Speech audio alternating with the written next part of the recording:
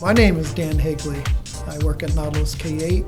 Science and engineering is what I teach. My name is Candice Ray, and I teach at Nautilus K-8, language arts for the middle school. Back in June or July, Candice Ray was working on this pandemic project, and she had talked to me about some collaboration between humanities, science, and engineering, to bring the kids together. It's important for science teachers and language arts teachers to work together.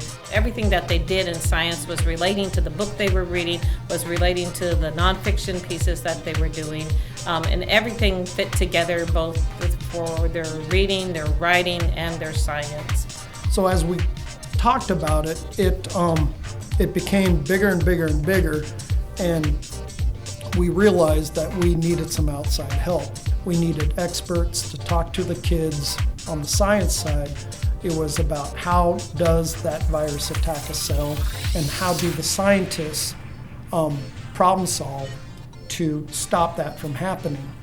I'm Elena Marietta, I'm in 7th grade. A couple weeks ago, before we came here, we did a Petri lab dish, and one person washed their hands and got a Q-tip and washed it on their hands, and then they put it on a Petri dish. And then I didn't wash my hands and rubbed the Q-tip on my hand.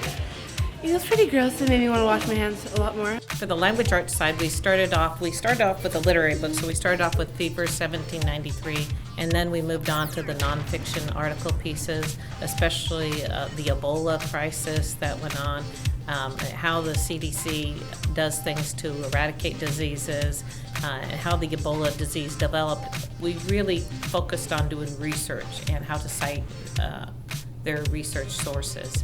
I'm Anthony Fuentes, and I'm in 8th grade. We came here to study how viruses attack a cell.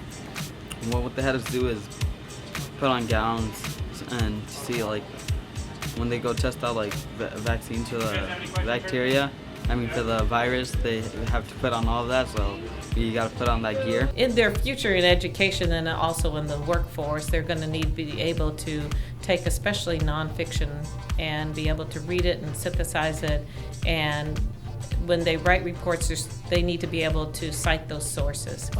We're very limited in the supplies that we have in our classroom, so the ability for the students to go out and to experience a real-life lab, what scientists use, and they were scientists that were working on flus and viruses. It was very valuable for the students. It's something that we could not accomplish without the help of UW Medicine.